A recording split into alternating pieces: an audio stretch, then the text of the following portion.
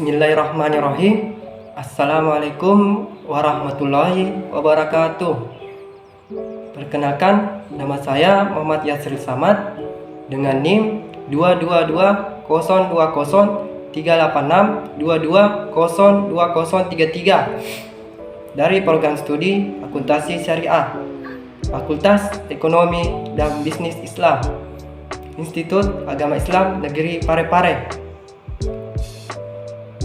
Baik, langsung saja saya akan membahas terkait dengan ekonomi makro Islam. Sebelum memasuki materi, di sini saya akan membahas 5 topik, diantaranya yaitu pertama, kebijakan fiskal, yang kedua, kebijakan moneter Islam, yang ketiga, mazhab mainstream, 4, model analisa ISLM dalam perspektif Islam, 5, pertumbuhan ekonomi dalam perspektif Islam. Materi yang pertama yaitu kebijakan fiskal. Pengertian kebijakan fiskal. Kebijakan fiskal adalah suatu strategi atau kebijakan yang diterapkan oleh pemerintah demi menjaga pemasukan dan pengeluaran keuangan negara. Lebih lengkapnya, kebijakan fiskal adalah kebijakan yang berasal dari pemerintah yang memengaruhi perekonomian melalui perubahan pengeluaran dan penerimaan pemerintah.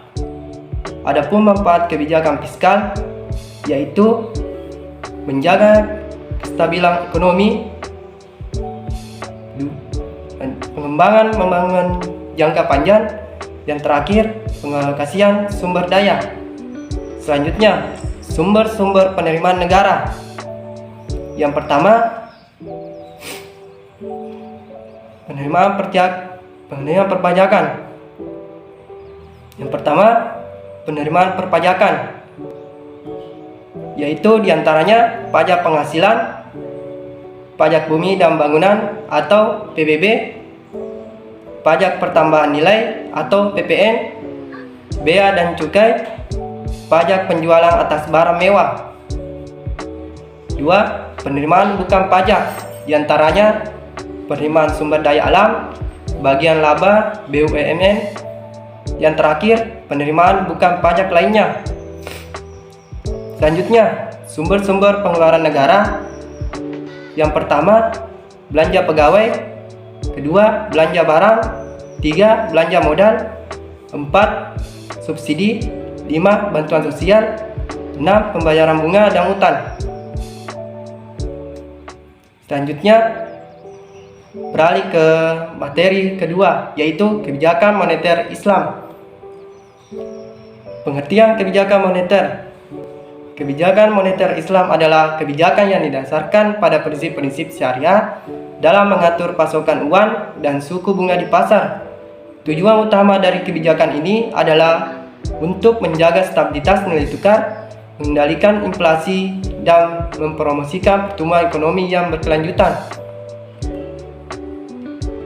Adapun tujuan kebijakan moneter diantaranya menjamin stabilitas ekonomi, mengendalikan inflasi, meningkatkan lapangan pekerjaan, mendorong pertumbuhan ekonomi, melindungi stabilitas harga barang di pasar, menjaga keseimbangan neraca pembayaran internasional. Selanjutnya, materi ketiga yaitu mazhab mainstream. Pengertian mazhab mainstream.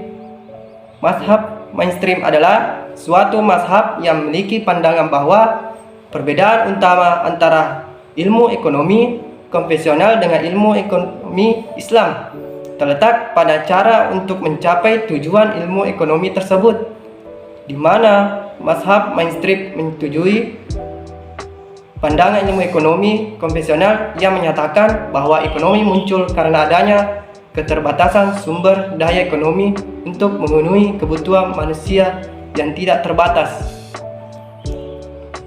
Selanjutnya, keseimbangan dalam saving, investment, dan income. Keseimbangan di pasar barang terjadi ketika belanja agregat sama dengan produksi nasional. Belanja agregat terdiri dari komponen domestik, mencakup konsumsi, investasi, dan belanja pemerintah, dan komponen asing berupa ekspor neto, yakni nilai ekspor dikurangi nilai impor. Dalam perekonomian bunga, interaksi tabungan dan investasi merupakan interaksi permintaan dan penawaran modal dan bunga sebagai harga. Tingkat bunga akan mengarah pada tingkat di mana terjadi keseimbangan tabungan nasional dan investasi. Kenaikan pendapatan nasional akan meningkatkan nilai pada berbagai tingkat suku bunga. Akibatnya terjadi kelebihan pasokan modal pada tingkat bunga yang berlaku. Selanjutnya, materi keempat, model analisa IS/LM dalam perspektif Islam. Yaitu pertama, pasar barang dan kurva IS. Pasar barang dalam pasar di mana semua barang dan jasa yang diproduksi oleh suatu negara dan dalam jangka waktu tertentu. Adapun pengertian kurva IS ialah hubungan antara tingkat bunga dan tingkat pendapatan uang konsisten dengan keseimbangan dalam pasar barang dan jasa. Adapun pasar uang dalam kurva LM yaitu pasar uang tempat bertemunya antara permintaan atau kebutuhan masyarakat akan uang, kartal, dan giral dengan jumlah uang yaitu uang yang beredar. Kurva LM menyatakan hubungan antara tingkat bunga pendapatan yang muncul di pasar uang. Selanjutnya, keseimbangan pasar uang dalam ekonomi Islam. Keseimbangan pasar uang dalam perspektif Islam terjadi ketika permintaan dan penawaran uang sama. Berikut adalah beberapa keseimbangan pasar dalam ekonomi Islam. Yang pertama, tingkat keuntungan yang diinginkan. Yang kedua, kurva LM. Yang ketiga, kurva IS. 4. Keseimbangan pasar uang dan barang. 5. Spekulasi. Selanjutnya, beralih ke materi kelima, yaitu materi terakhir, pertumbuhan ekonomi dalam perspektif Islam. Pengertian pertumbuhan ekonomi. Pertumbuhan ekonomi adalah peningkatan jumlah produksi barang dan jasa pada periode tertentu. Hasil produksi barang dan jasa ini tergambar melalui pendapatan nasional suatu negara. Adapun pertumbuhan ekonomi dalam perspektif Islam, pertumbuhan ekonomi dalam Islam adalah proses untuk mengurangi kemiskinan serta menciptakan ketentraman, kenyamanan, dan tata sosial dalam kehidupan. Islam mendefinisikan pertumbuhan ekonomi sebagai perkembangan yang terus-menerus dari faktor produksi secara benar mampu memberikan kontribusi bagi sejahtera manusia.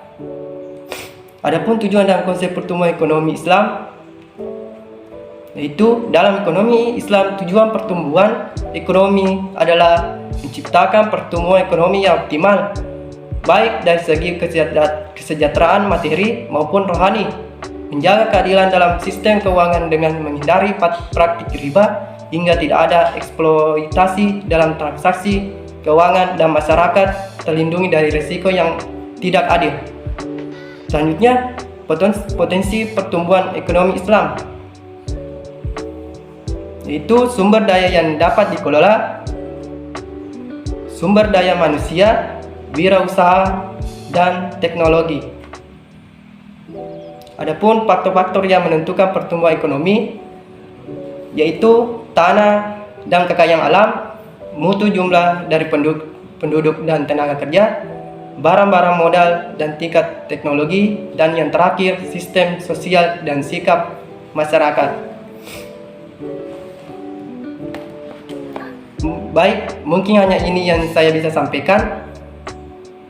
Sekian dari saya, terima kasih. Wassalamualaikum warahmatullahi wabarakatuh.